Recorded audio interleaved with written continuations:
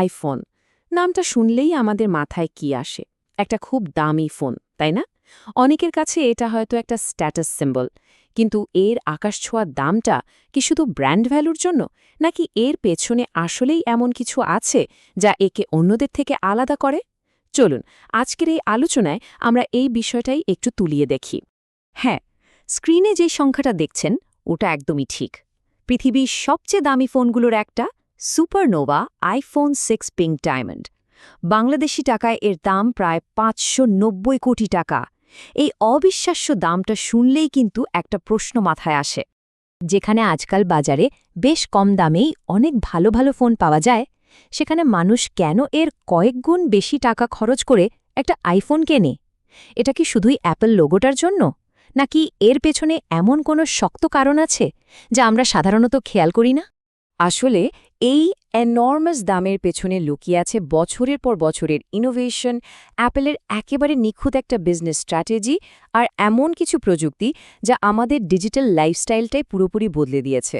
চলুন গল্পটা একদম শুরু থেকে শোনা যাক। তো আমাদের প্রথম অধ্যায়, এক নতুন যুগের সূচনা। আইফোনের আসল গল্পটা বুঝতে হলে আমাদের একটু অতীতে ফিরে যেতে হবে। এমন একটা সময়ে যখন মোবাইল ফোনের দুনিয়াটা ছিল আজকের থেকে একেবারেই আলাদা। ভাবুন তো একবার ২০০০ সালের কথা। তখন ফোন মানেই ছিল নোকিয়া বা মটোরোলা। কাজ বলতে কল করা, মেসেজ পাঠানো, আর খুব বেশি হলে হয়তো স্নেক গেম খেলা। কিন্তু অ্যাপেলের প্রতিষ্ঠাতা স্টিভ জবস এই মার্কেটে একটা একেবারে নতুন ধারণা নিয়ে এলেন। ২০০৭ সালের ৯ জানুয়ারি স্টিভ জবস মঞ্চে দাঁড়িয়ে সেই বিখ্যাত কথাটা বললেন। তিনি বললেন, অ্যাপল এমন একটা ডিভাইস আনছে যা আসলে ৩টে জিনিস একসাথে, একটা ফোন, একটা মিউজিক প্লেয়ার আর একটা ইন্টারনেট ডিভাইস। আর এই মাল্টিটাচ স্ক্রিন দিয়েই তিনি স্মার্টফোনের এক নতুন যুগের দরজা খুলে দিলেন।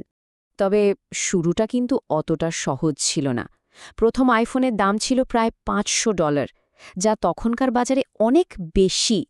কয়েক মাস পরেই দাম কমানো হলে তো রীতিমতো বিতর্ক শুরু হয়ে যায়। অনেকেই ভেবেছিল আইফোনের গল্প হয়তো এখানেই শেষ। কিন্তু অ্যাপল সেই ধাক্কা সামলে নিয়ে প্রথম বছরই ৬০ লক্ষের বেশি ফোন বিক্রি করে সবাইকে চমকে দেয়। তখনই দুনিয়া বুঝতে শুরু করে যে এটা শুধু একটা নতুন ফোন নয়, এটাই হতে যাচ্ছে ভবিষ্যৎ। এবার আসি দ্বিতীয় অধ্যায়। প্রথম আইফোনটা দারুণ ছিল, কিন্তু এর আসল শক্তিটা লুকিয়েছিল অন্য কোথাও। ২০০৮ সালে অ্যাপ স্টোর আসার সাথে সাথে পুরো খেলাটাই ঘুরে যায়। আইফোন তখন আর শুধু একটা ডিভাইস থাকল না, হয়ে উঠল একটা সম্পূর্ণ ইকোসিস্টেম। অ্যাপ স্টোর কিন্তু শুধু অ্যাপ ডাউনলোড করার কোনো দোকান ছিল না, এটা ছিল একটা নতুন ডিজিটাল অর্থনীতির জন্মস্থান। এই একটা মাত্র প্ল্যাটফর্ম আইফোনকে একটা সাধারণ হার্ডওয়্যার থেকে অসীম সম্ভাবনার একটা জগতে নিয়ে যায়।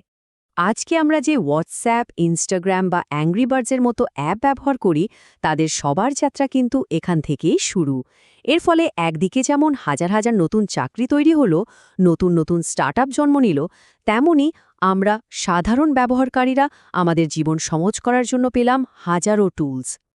আর এই ইকোসিস্টেমের প্রভাব ছিল এনর্ম।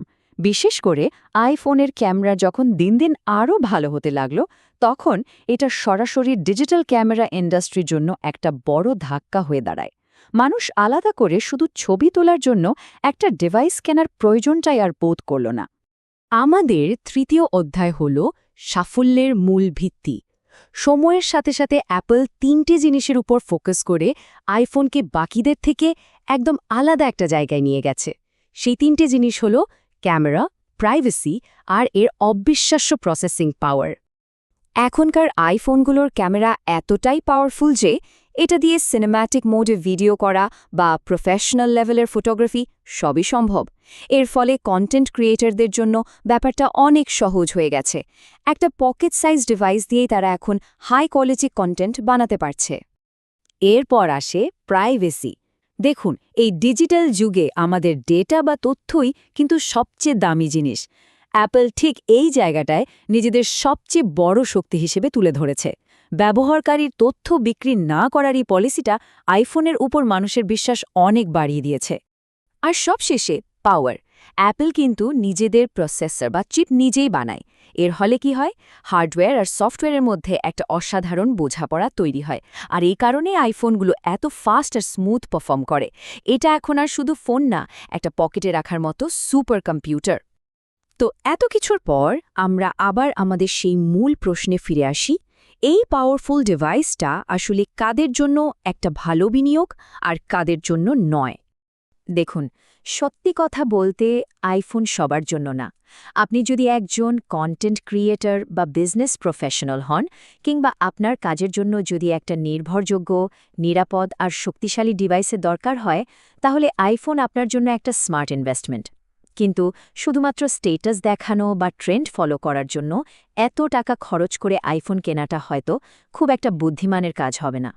তাহলে পুরো আলোচনাটা যদি এক কথায় বলি, আইফোনের এই আকাশছোঁয়া দামের পেছনে শুধু এর ব্র্যান্ড নেই, আছে প্রযুক্তিকে বদলে দেওয়ার একটা লম্বা ইতিহাস। অ্যাপ স্টোর দিয়ে একটা নতুন অর্থনীতি তৈরি করা, আর ক্যামেরা, প্রাইভেসি ও পাওয়ার, এই তিনটাকে মূল শক্তি বানিয়ে অ্যাপল আইফোনকে পেশাদারদের জন্য একটা দারুণ টুলে পরিণত করেছে। দিন শেষে প্রশ্নটা আসলে আমাদের নিজেদের কাছে, এই প্রযুক্তি কি সত্যিই আমাদের জীবনকে আরও উন্নত করার একটা মাধ্যম, নাকি আমরা নিজেরাও না জেনে ধীরে ধীরে ব্র্যান্ডের অন্ধ অনুসারী হয়ে পড়ছি? আইফোনের এই গল্পটা আমাদের ঠিক এই প্রশ্নটাই নিয়ে ভাবতে শেখায়।